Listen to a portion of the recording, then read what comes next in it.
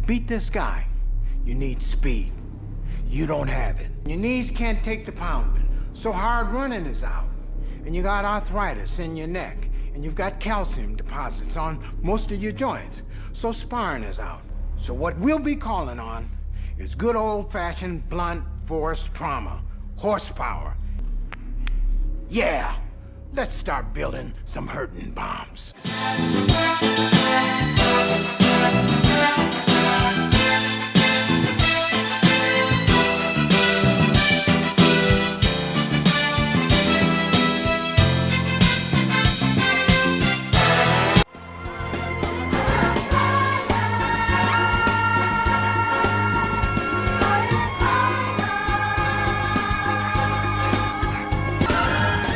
Rocky 6 now, and this is the Rocky film from 2007, so we've entered the recent era now, the 2010s almost, or the noughties, is that what the hell you're gonna call that era? Jeez, don't like that. The double O's. This one doesn't even start with a recap montage of the previous film, probably because they'd be having a street fight as the opening montage to their new film. Rocky 6 is Rocky Balboa. I don't know why they called it that instead of Rocky 6. I think Rocky 6 is a better name. You're wondering where Adria is, and then he goes to a graveyard. I wonder if the actress was actually available for that role, because they didn't have to kill her off, I don't think.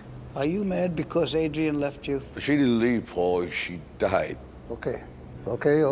So Rocky's son in this film is played by, I think, a guy who was on Heroes, and he's a bastard basically. He has no time for his father or anything, and just wants to get away, and by next film he's completely left basically. Let me tell you something you already know. The world ain't all sunshine and rainbows.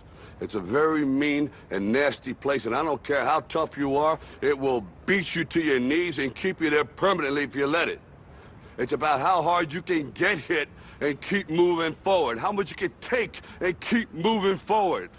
Rocky goes to see him at the start of the film at this kind of skyscraper business place, and he looks kind of sad and out of his element in this kind of new world. Rocky's an old guy now. The film is done in new filmmaking technology, but it hasn't kind of overdone the sheen in the way that it's shot. At the start of the movie anyway. Rocky takes Paulie around visiting different places in Philadelphia for nostalgia reasons. He goes to the old skating rink and it's been torn down. Paulie finally mentions he feels guilty about having treated Adria bad. So it's a different actress, but they bring back the character who Rocky gives a pep talk to on a street corner from Rocky 1. You know, why are you hanging out with those coconuts? They're lemons. He meets her in a bar and she recognises him. There's some horrible modern age chavs at the bar who just have a go at Rocky for nothing. It's really strange. Are you sort of have any kids? Yeah, I got one kid. Yeah, me too. Wonderful boy. Hey, tough guy. What's the matter? You can't buy around, dumbass. Here. Come over here. Everybody Get your head kicked in. Don't get out, it's all right. No, little Marie. It ain't all right. Yeah. Hey, leave him alone! See it? All right, you see that? right. You see that? Yeah. All right. What do you say? I'm sorry. All right. I'm sorry. Get a job. I think it's that girl's son who he takes to a dog pound for some reason. And he's like, "You like dogs?" And he's like, "Dogs? This is a dog pound. This is where they keep a large variety of dogs." And he's looking at all the dogs, and the kid wants like one dog who's like strong and everything. Rocky's like eyeing up this tiny little kind of dog that doesn't have a chance, like, and I think he adopts him in the end. Someone's trying to talk him out of fighting at one point, and he wants to fight again, and he's like, "You think you gotta stop trying things because you had one too many birthdays? I do not." It's kind of cool. I like that Paulie's at the old meat market job where he used to work, but he seems to be doing paintings now. Just hints that there's more going on with Paulie that you don't know, or that he had the potential to be something more. Rocco, nobody's giving you no title shot. I know that. I don't want one.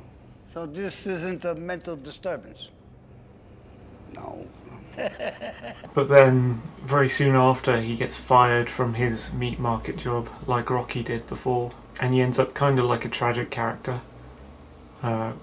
Rocky's got like a restaurant, and he's named it Adrian's Restaurant, and that appears in the next two films. And Paulie shows up there, but he's really spiteful. So he comes to Rocky's fight as kind of like a coach or moral support again, since he's lost his old job. Rocky's really old, but he wants to get into this new fight with this kind of up-and-coming black champion guy.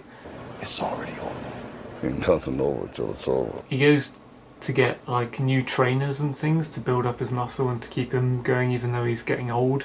One of his trainers is this old black guy, and he's really kind of cool, and he goes, "Yeah, let's start building up some hurting bombs." Yeah! Through half of his training montage you can kind of see Sylvester Stallone's age, and it kind of looks like Rocky's about to break his spine during half of his training.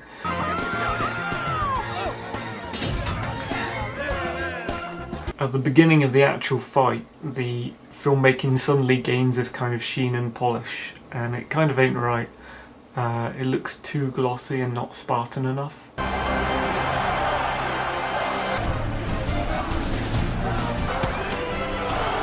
I think in a way it's kind of trying to replicate the look of how you see real boxing matches on TV.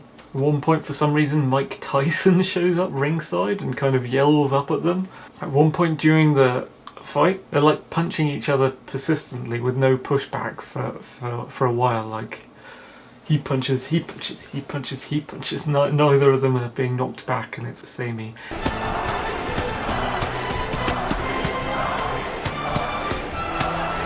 It's like that fight at the end of Matrix Revolution between Smith and Neo, where they're just punching each other with no consequence for ages. That film was okay, but nothing special. We have to deny your request for a license at this time. You think that's right? Who's got the right to tell you that? Who? Nobody. You're gonna kill him! Yeah. Rocky Balboa.